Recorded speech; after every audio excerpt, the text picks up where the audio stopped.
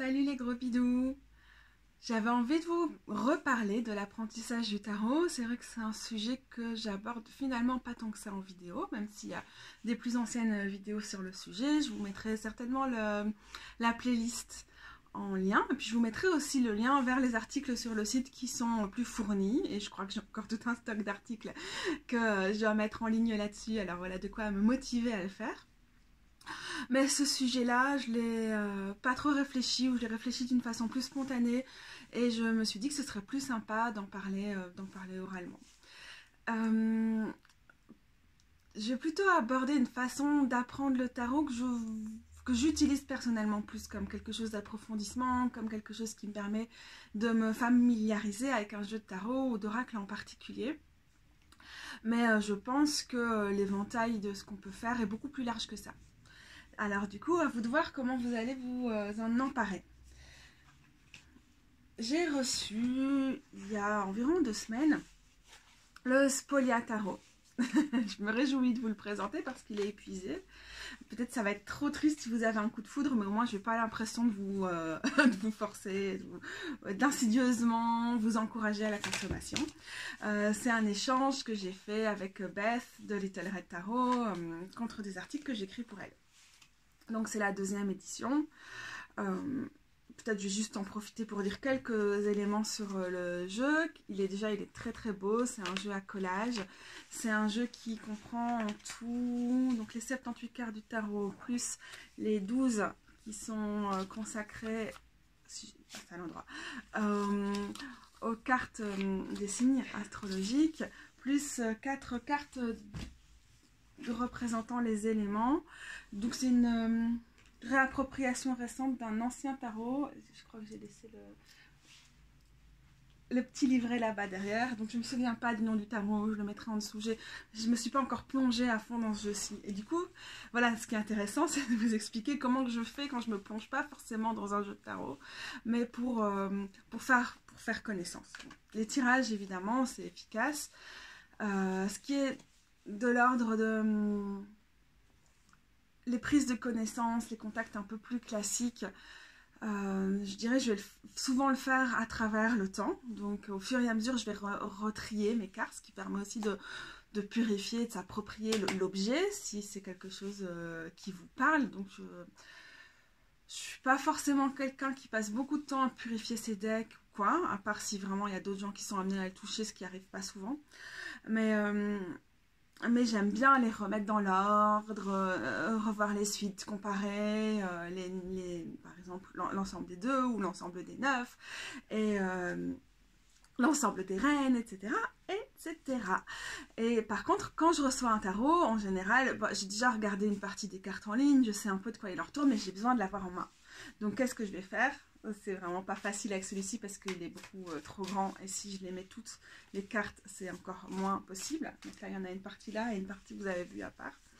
Donc je vais le mélanger directement. C'est plus fort que moi, j'ai besoin de voir comment il vibre, comment il se manipule, et quelles cartes vont sortir.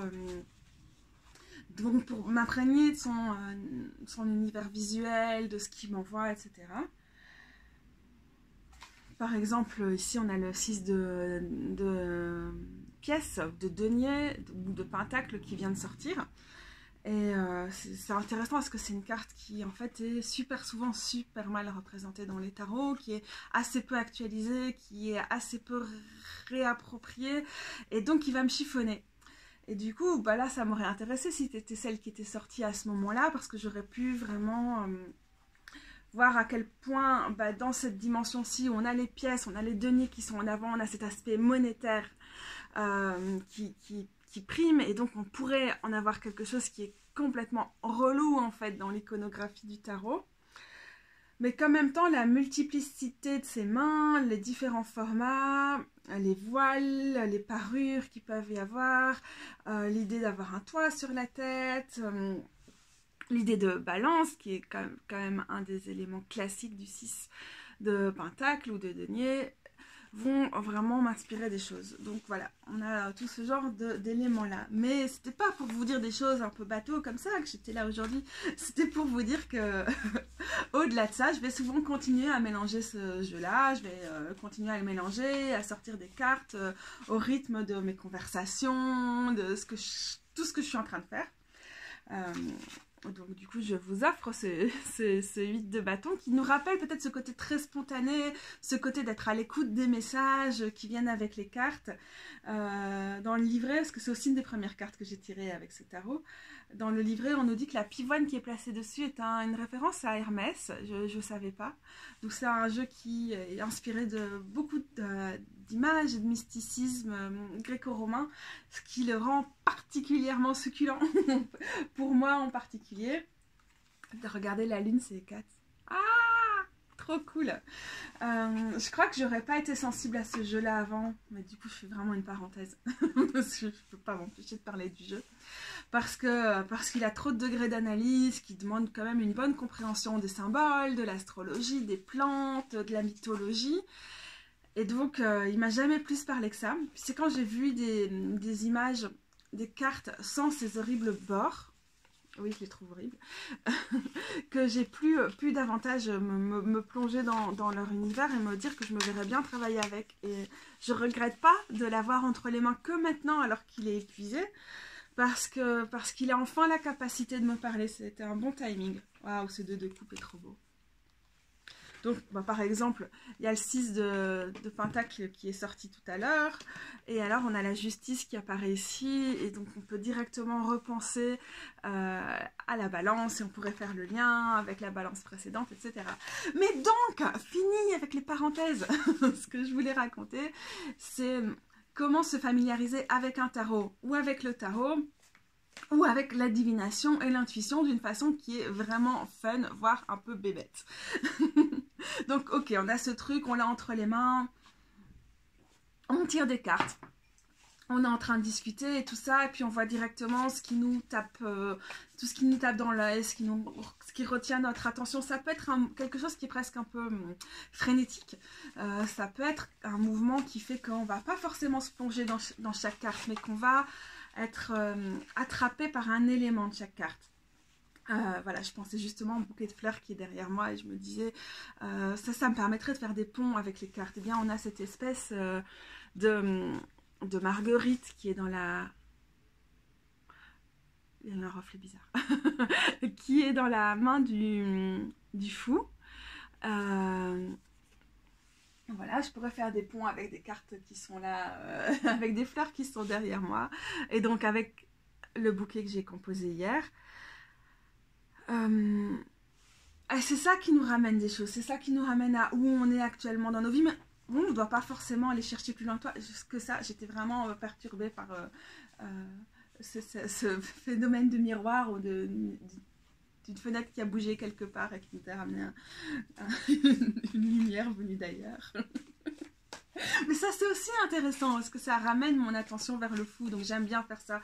Mais donc j'aurais pu passer très très vite à la carte suivante. Et du coup, c'est de nouveau les fleurs qui m'auraient interpellée dans les amoureuses ici. J'ai lu un truc hier où on parlait du fait qu'Eros avait été très mal interprété et que c'était une divinité, un principe grec qui nous arrive très très déformé par l'image des chérubins, etc. Et donc ça aurait directement fait un déclic pour quelque chose qui était dans ma tête ou dans mes lectures en ce moment. Les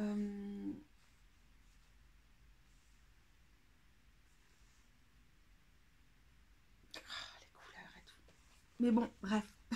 C'est toujours par là que je vais en être. Donc il y a quelque chose dans ce mouvement-là qui est vraiment intéressant, je trouve, pour se familiariser avec les cartes, se familiariser avec elles visuellement, se plonger dedans et pas forcément essayer à tout prix de les lire au sens strict ou théorique, mais s'en imprégner, quoi.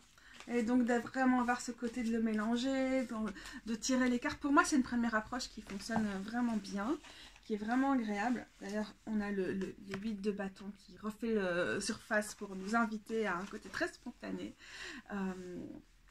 de se lancer dans ce genre de choses avec des tarots. Et donc, je trouve qu'il y a une façon qui est vraiment utile, c'est de se foutre devant, en ce qui me concerne, la télé-réalité, puisque je suis pas très série, pas trop pour des choses qui me demandent trop d'attention, j'arrive pas à me concentrer. Pareil pour les lectures, je suis très dissipée, dispersée dans mes lectures, etc. Donc, la télé-réalité, c'est vraiment un moment où je me concentre pas beaucoup. Et en même temps, je suis quand même dans l'intrigue. Et là-dessus, les cartes vont avoir quelque chose de très intéressant, nous permettre de cerner les personnages au fur et à mesure, mais aussi de peut-être, si ça vous intéresse, de tester un peu la divination. Dans le sens strict, qui est celui de lire l'avenir avec le tarot, bah là c'est assez intéressant parce qu'en fait, bah déjà, quand on regarde un truc de télé-réalité, ça c'est déjà passé. Et en plus, c'est comme une histoire. Donc il y a l'élément réalité, et puis il y a l'élément extrêmement scripté, monté, manipulé, l'image de la télé-réalité. Et donc on peut à la fois se plonger dans le tarot comme un outil de narration et voir comment ça fonctionne par rapport à la narration qui a été mise en place pour cet épisode ou pour cette saison, peu importe, disons, la télé-réalité pour l'instant que vous regardez. Mais on peut aussi, on a quand même devant nous des personnages qui sont des personnes réelles, même si elles ont été mises en scène. Et donc ça nous permet aussi de se dire, eh ben, il est vraiment arrivé quelque chose entre ces personnes-là. Et donc, si machin et machin, là, sont en train de se tourner autour et qu'on ne sait pas si ça va se régler en mode grosse altercation parce que c'est la télé-réalité, ou en mode où on devient les meilleurs amis du monde. Et donc, j'aime encore bien utiliser le tarot pour pas voir l'avenir, mais voir la trame narrative. Et on en revient toujours à ça quand on parle du tarot, c'est un outil de narration. Quand on l'utilise à des fins de prédire l'avenir, ce qui n'est pas forcément mon cas, on l'utilise aussi pour faire ressortir finalement les ficelles, la trame, les éléments de l'intrigue qui font cette histoire-là. Et quand on l'utilise pour replacer les cartes de notre vie, aborder ce qu'on traverse sous un autre angle, essayer de prendre en compte nos angles morts, etc. Ben on fait aussi la même chose. Et donc ça entraîne notre regard et ça entraîne aussi notre intuition. Donc voilà. Donc on serait dans une situation où X ou Y sont en train de se rencontrer et on tire une carte. Et cette carte peut nous dire: ah ouais, trop cool, ben, je vais être attentive dans les 10 minutes qui viennent ou l'épisode qui vient. Est-ce que vraiment c'est ça qui est en train de se mettre en place? Ouh, ça a l'air mal barré là. On a le 3DP entre ces personnages. Mais ça peut aussi être une carte qui est beaucoup moins explicite que le 3DP qui nous dit aïe aïe aïe, ça va saigner, ces gens vont pas réussir à s'entendre et il va y avoir de la souffrance en fait, des cœurs brisés. Mais on peut aussi tomber sur une carte qui nous inspire pas trop, genre le 9 de bâton en termes de relations, comment on lirait ça, et ça peut nous inspirer à aller plus loin avec la carte, ou à chercher des éléments qui vont quand même, malgré tout, nous rappeler des choses de l'histoire. Par exemple, dans ce 9 de bâton, on a quelque chose d'assez traditionnel qui est aussi présent dans le Waite Smith, où la personne porte des bandages et a l'air blessée. Donc ça peut retenir notre attention dans des éléments qui se passent dans l'histoire. C'est ça le tarot, c'est d'apprendre à être sensible à des éléments qui sont des éléments du vécu, qui sont des éléments d'histoire, qui sont des éléments visuels des cartes, mais aussi qui sont des choses qu'on cerne avec notre intuition, ou qu'on accède dans l'invisible, etc. Donc tout dépend de votre façon de lire les cartes. Et c'est des choses qui évoluent tout le temps. Mais je trouve que en interagissant finalement avec la télé-réalité, ça nous permet de se mettre dans cet état-là, d'être attentive à l'ensemble des éléments, et aussi au fait que parfois on cale, ça n'a pas de sens. Bah, peut-être parce que c'est de la télé-réalité que c'est bidon, mais peut-être aussi parce qu'on est toujours et que c'est juste un exercice à la con, mais peut-être aussi parce qu'on est souvent amené en fait à bloquer quand même par rapport à certaines cartes. Et ça nous demande d'aller plus loin, et donc c'est un exercice qui peut être assez porteur, je pense. Et donc du coup j'ai mis de côté la carte du scorpion parce que j'ai fait ça, je faisais cet exercice pour me familiariser avec le Spolia Tarot il y a quelques jours devant la télé-réalité. Je regardais les Real Housewives Beverly Hills, si ça vous amuse. Oui, je regarde vraiment des daubes de la télé-réalité. J'assume, hein, j'assume. Il y a une partie de moi qui regarde la télé-réalité pour des raisons très... oh, j'essaie de comprendre comment fonctionne telle classe sociale ou sa mise en scène ou l'hétéronormativité, etc. Puis il y a juste un côté où j'aime bien les potins. Je suis Gémeaux, putain, mais laissez-moi ça. Et donc, il y avait un personnage...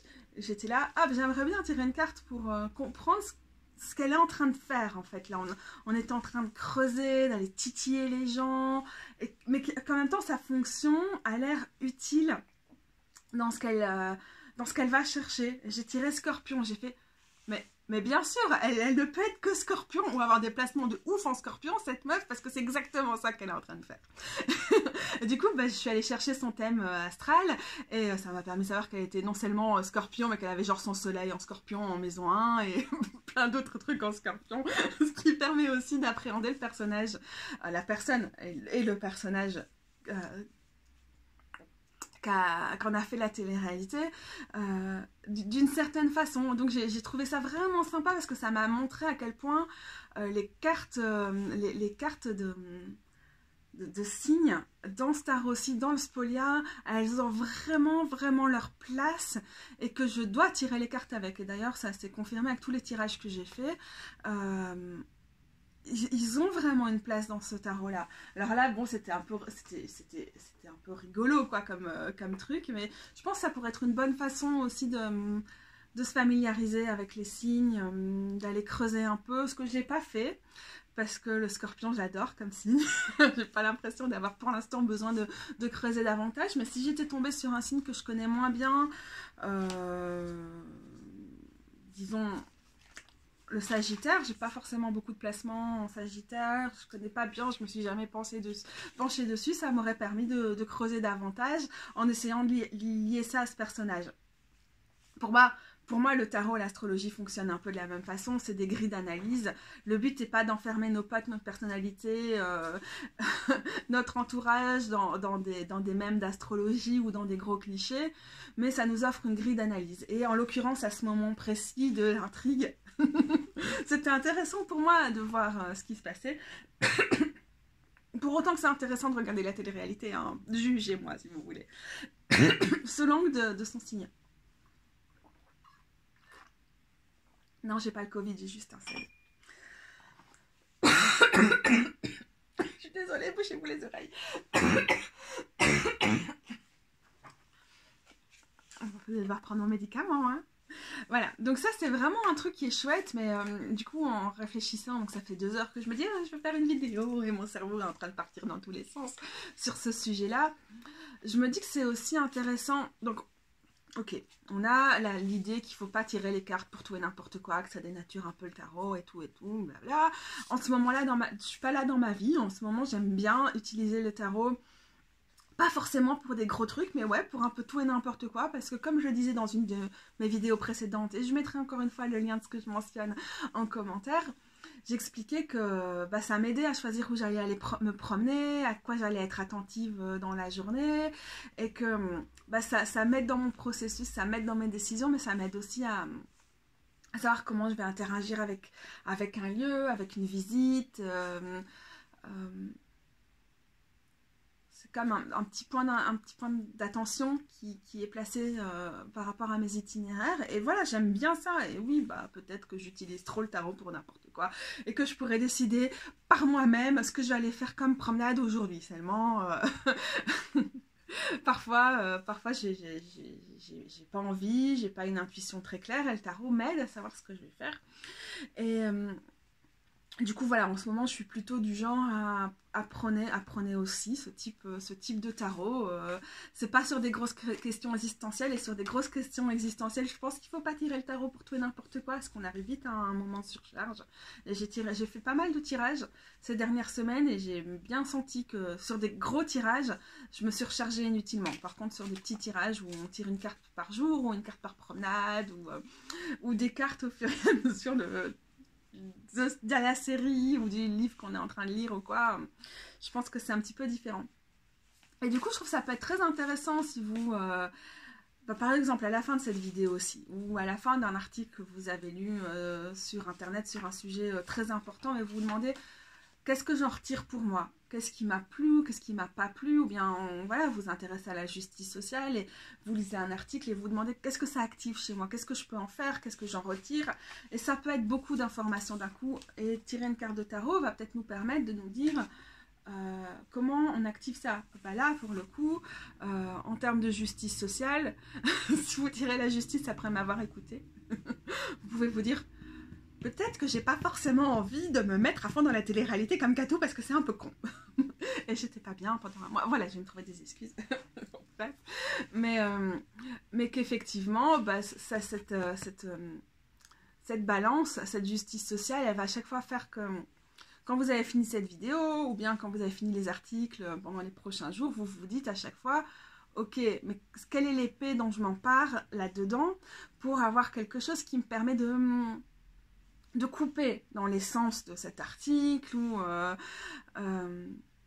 dans telle ou telle vidéo pour avoir un levier, quelque chose qui va faire que je vais me positionner comme acteur ou actrice de changement, que je vais...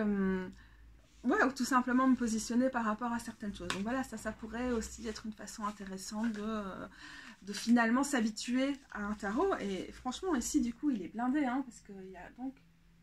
Il y a 94 cartes. C'est pas si facile. Il y a quand même une relecture du tarot qui est très intéressante dans celui-ci.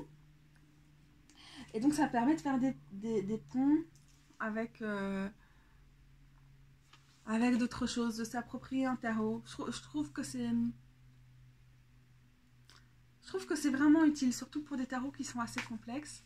Et alors, par exemple, quand on parle d'apprentissage du tarot, un des conseils assez classiques et qui fonctionne assez bien, c'est, surtout, on parle souvent de ça avec les majeurs, c'est de...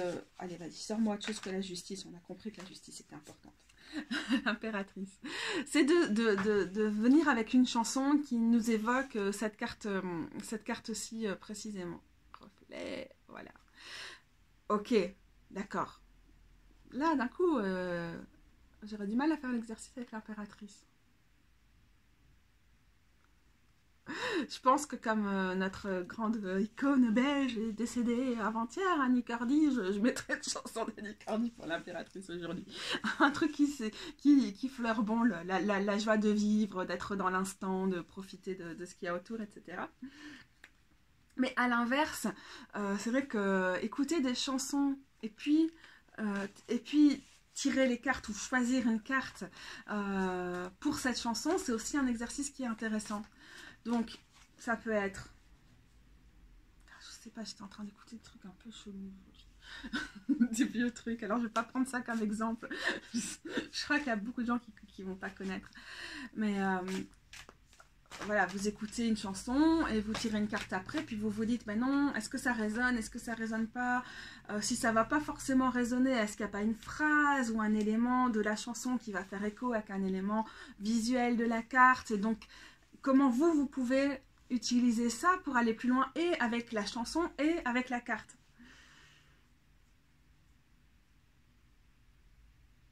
Putain, elle est vraiment magnifique aussi cette carte. C'est marrant parce que du coup on a une espèce de centaure, mais on est dans les pages et pas dans les cavaliers.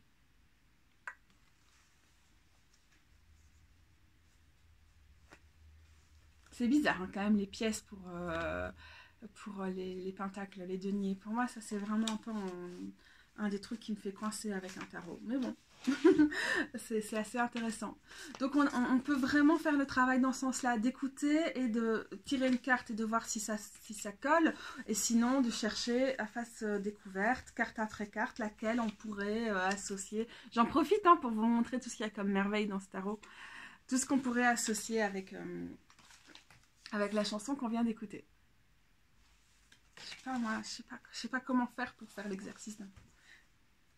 Je vais aller voir dans les dernières chansons YouTube. Oh non, j'ai rien qui est ouvert. Je vais pas me perdre.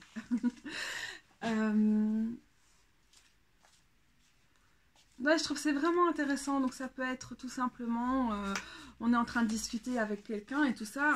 Et alors, Ah, la dernière chose qui est cool à faire quand vous êtes dans une conversation avec quelqu'un, c'est de tirer les cartes pour analyser la personne ou essayer de deviner ce qui pourrait se passer après ou des trucs comme ça. Mais moi, j'aime vraiment bien avoir un tarot dans les mains quand je suis avec des gens.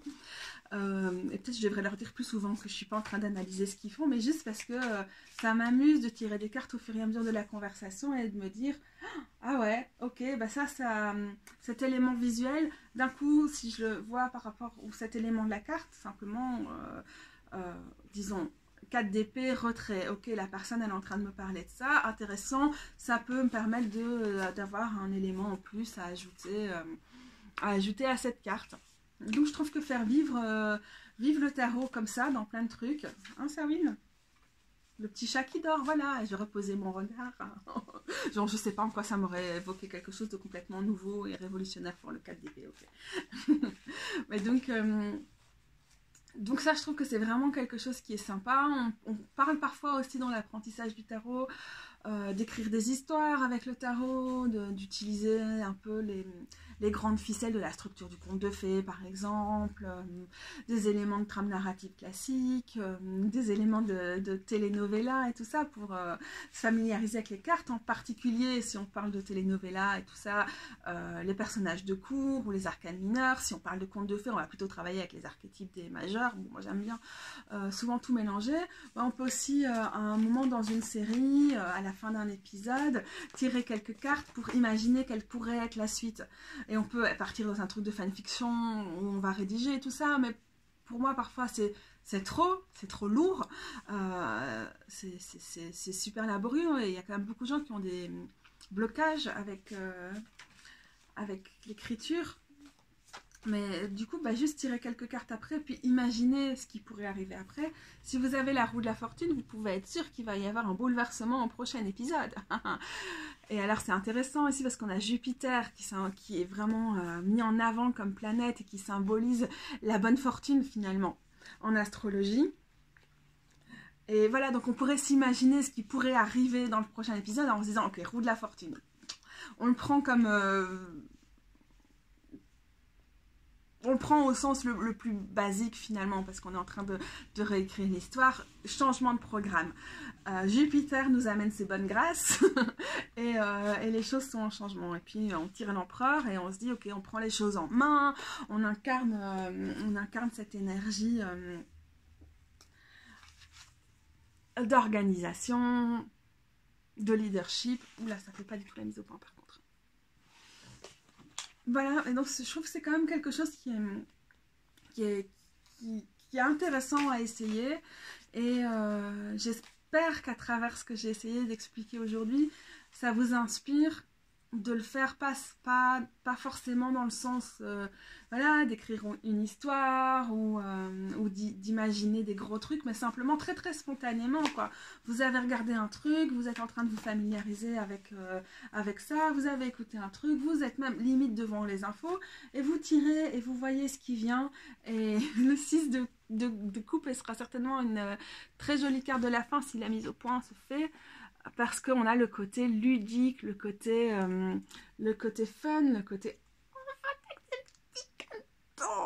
de faire quelque chose vraiment qui nous amuse. Et parfois c'est rébarbatif en fait, les exercices du tarot sont lourds, sont ambitieux, il faut qu'on écrive et tout ça. Et j'espère que ce que je vous transmets ici avec cette carte du printemps et des premiers bourgeons, j'adore le 6 de coupe. Quand elle est comme ça, en fait, quand elle est joyeuse, c'est une carte qui a besoin de trouver avec de la joie. D'ailleurs, en parlant de joie, on a quand même des belles cartes de la joie ici, avec l'as de coupe et le soleil. C'est une bonne façon de clôturer. J'ai envie d'en retirer plein, mais c'est vrai que voilà, quand on connaît pas bien un jeu, ce côté vraiment fun, et ce côté de l'amener partout, mais de l'amener dans nos petite balade quotidienne dans notre tête, devant notre ordinateur ou au gré de notre playlist Spotify, ça va être vraiment quelque chose qui va nous connecter à notre intuition au final, je crois, hein, parce que j'espère que...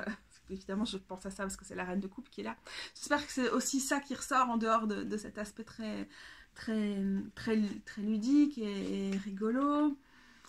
c'est vraiment de se connecter à l'intuition. Par exemple, je trouve, hein, honnêtement, qu'en regardant la télé-réalité, ok, souvent la trame, le script apparaît très très fort derrière les trucs, mais qu'en même temps, pouvoir se dire, ok, qu'est-ce qui va arriver à ces personnages-là après, et puis avec la carte se dire, ah, bah, vous avez vu tout à l'heure, on avait...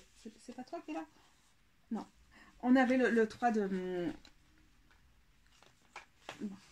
d'épée, bah, ça nous permet directement de tester notre intuition, de rentrer plus loin dans l'intrigue, et ça va nous être très utile quand on tire les cartes en particulier, si on le fait pour d'autres. Donc c'est fun, mais l'objectif derrière est quand même... Enfin, peut vraiment nous permettre de progresser avec le tarot, en dehors de la prise de connaissance d'un deck. Du coup, j'en profite pour sortir quelques cartes. Hein. Donc, évidemment, cette reine de coupe était magnifique. Les coupes sont vraiment belles, en fait, hein, les personnages de coupe dans celui-ci. J'ai un gros coup de cœur pour cette force. J'adore, mais j'adore, mais j'adore. J'ai envie de vivre dans cette carte. Et cette as de bâton avec ce phénix, oh là là, ça c'est vraiment pas cool. Là. Ah voilà. Ah, non, ce Spoliataro, c'est vraiment une belle rencontre. Je sais pas, j'ai envie de vous remonter plein de cartes alors que ça fait 30 minutes et que en réalité, ce que je devrais faire ici, c'est arrêter. J'en profite pour montrer deux cartes de 7 qui sont comme souvent dans beaucoup de tarots, plus symboliques. Et en même temps très riches dans ce qu'elles représentent. J'aime souvent beaucoup le 7 de coupe parce qu'on a toujours la même idée de confusion, de rêve, de choix qui est propre à beaucoup de 7. Mais j'adore cette carte parce que j'adore découvrir quels sont les éléments qui sont dans les coupes. Et encore une fois, ça pourrait être quelque chose qui serait très intéressant à tirer dans le cadre de... Si vous suivez une intrigue d'une série ou d'autre chose, parce que ça peut vous permettre d'associer vous-même chacun des éléments, de ce qu'il y a dans les coupes, à des éléments de l'intrigue. Au lieu de se dire, bon, ok, le coquelicot, le pavot, c'est le sommeil... on a littéralement le château en Espagne, blablabla. Il